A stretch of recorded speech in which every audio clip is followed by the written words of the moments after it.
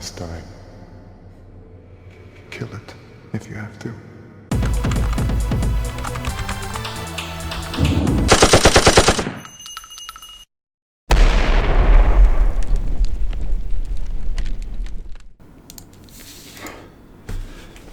What's up, YouTube and internet and all of that? It's been about 2 weeks, I think, or 3 maybe.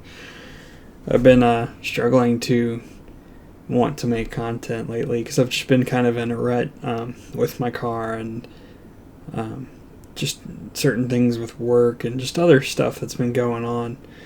So I haven't really wanted to do a whole lot, but I do plan on getting back to it. I really want to make reviews and gameplay videos and stuff like that. I've just been having a nightmare of a time trying to find motivation.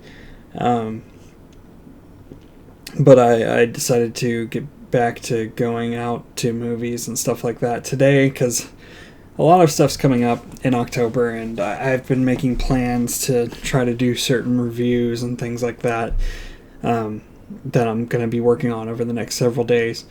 So I guess just to get right back to it, today I went to go see Abominable. It's the new Dreamworks movie about a Yeti and a girl trying to get the Yeti back home to Mount Everest.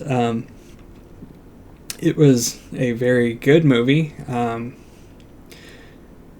It was strange in the sense that I don't feel like when I think of Dreamworks, I typically think of slightly more adult themed Disney style movies, and in this case I feel like it wasn't so much humor focused so much as emotion focused, and I thought it was a very well toned movie. I guess I don't really know what you would call it in that sense. Like it had like a very set emotional tone and like kind of vibe. I was kind of thinking the whole time like what I could kind of relate it to, and it's really tough because I feel like it's kind of unique, which is funny because usually DreamWorks movies, again, like outside of Shrek and stuff like that, are usually very kind of like a redo or rehash of a Disney movie, a lot of the time at least. This one, the closest thing I could think of it being kind of relatable to, and it's so two-dimensional for me to say this, or one-dimensional or whatever, it reminded me of Big Hero 6, and the bad thing with that is all of the main characters are Asian, so it almost seems like I'm making some slightly unintentional racist comment there, but I'm not. I just felt like the characters were both, like the main characters in both movies were dealing with loss, and I feel like whereas in Big Hero 6, the kid, I can't remember the main character's name, I think it might have been Hero, but anyway, his arc or whatever, as he's dealing with the loss of his brother, who Big Hero 6 or Baymax or whatever, Big Hero 6 is the team, Baymax was kind of like an allegory or a metaphor in a way or whatever for his brother.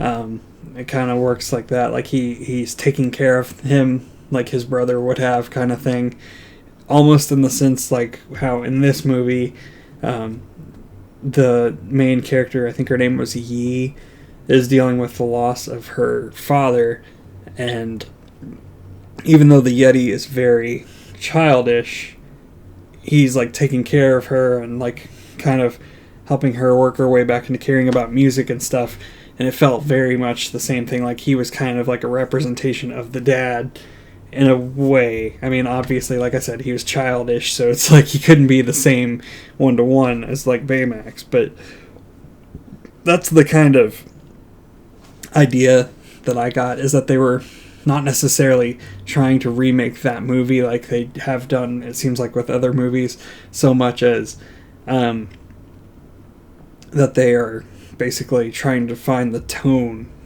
to make a good movie on their own. Because Shrek was amazing when it came out.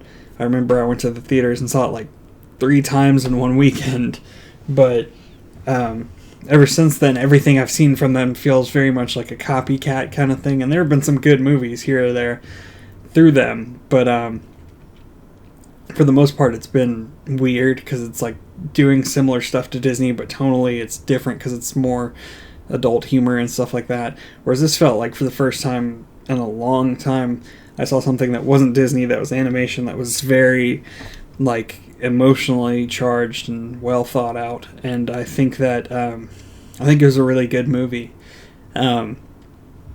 There were some really cool scenes. I mean, it was obviously very predictable because it's a family movie, but there's some very cool scenes and stuff that played out very nice and unique in a way. And there were just some interesting things. It was a very musically driven movie. It wasn't a musical. There weren't like songs that characters sang or anything.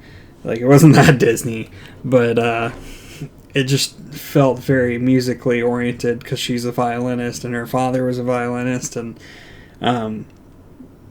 so they have this like kind of set score that she'll play through on certain scenes. And I was really happy that, because throughout the all the trailers, because that's the whole reason I went to go see it in the first place, was I'd just seen the trailer in so many other movies. But in the trailer, they constantly play basically a version of Fleetwood Mac, like Go Your Own Way or whatever that song is called, which, sorry, I'm not the biggest Fleetwood Mac fan. Spoilers, or peek behind the curtain or whatever. I mean, they're good, but I'm just not a huge fan. And I was just like, man, I hope they do not play that song in the movie because I've heard it so much now through the trailers. So I was really glad that they didn't do that, and I was really even more glad that they didn't have music very often that had lyrics in it. There's a part where they use a Coldplay song, and it works really well in the moment. It gives the, like, I would say, emotional peak of the movie. And it was kind of cool. It worked very well for that. But they kind of kept it, that and one other song, to having lyrics and stuff instead of being like a score. So it was a good idea, I think, on their part to kind of keep it tonally, what am I trying to say, singular for the most part, and only having a couple songs that deviate from that in any way. I thought the characters were good, if a little, basic and cartoonish, which they obviously should be. It's a cartoon, family film. But I guess what I'm saying is, you're not going to find the dynamic characters that you would find in Spider-Man Into the Spider-Verse or whatever, something like that, where it's emotionally almost draining because it's you feel all the things in that kind of movie. Whereas this, you're just going to feel a few different things, and it's like they're very obvious what's going to be coming up and stuff like that. But it was a very enjoyable movie, is I guess what I'm trying to say. Now, because I'm going to go on to doing what I always do, because everybody seems to enjoy that, I'm going to go through my weird thoughts and experiences during and after the movie, where I basically vlog. So I figured something out in the movie that is like gonna be a game changer. I mean, I'll probably do this at least every other movie I go see now, just because it was awesome. So I got a popcorn or whatever, just like always. I also got a bag of the like cookie dough bites or whatever, which I've gotten those in years past, but today was the first time I decided to do like half handful of cookie dough bites and half handful of popcorn, and that was just like a mind-blowing flavor. Like, it was one of the best combinations of sweet and salty I've ever had. So I highly recommend doing that if you haven't done anything like that. Like, I love Take 5 bars and stuff like that, which I think they just got rebranded as Reese's Take 5s like about a week ago. So that's kind of weird, because like I knew it was Reese's just by the flavor, and now that it is Reese's, it's like less exciting somehow because of that, even though I love Reese's. So not to deviate from that, but it's like one of those combinations of flavors that people tend to be a little hesitant about, but I can't help but recommend enough, or can't help to recommend it. I don't know what I'm trying to say. People accept sweet and salty into your life and thank me later. But that was a really good version of that, and I think I'll do that from now on pretty often. So, pro tip, mix your cookie dough bites with your large buttery popcorn, and it's just mind-blowing. Because I've done, popcorn with, like, caramel or chocolate, but this was, like, the first time I've had it with, like, a cookie dough flavor or something. It was just crazy. It was really good. Second random thought for the vlog, or something I noticed. I went to the restroom after, as I often do, and I go in there, and there's, like, the row of urinals or whatever, because I'm a dude, so there's a urinal wall every time I go to the bathroom, and I always think back to, like, that weird high school game of chicken or whatever, where somebody goes in, and then somebody, for whatever reason, always goes to the one right next to them, instead of, like, one of the 10 other ones down the row.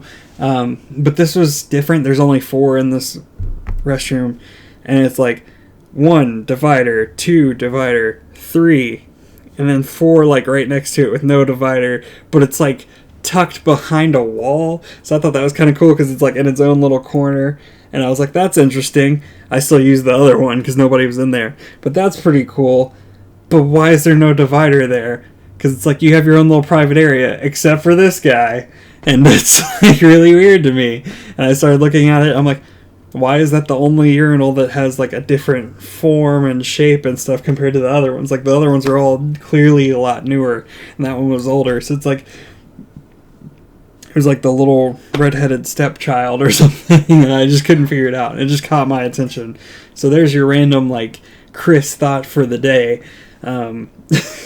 which, that's a whole nother topic, is that at one point in time in years past, I had told my mom, like, every time I go into a restroom, for some reason, I always have, like, a unique thought. So that's my unique restroom urinal thought for the day. Welcome to the urinal cast.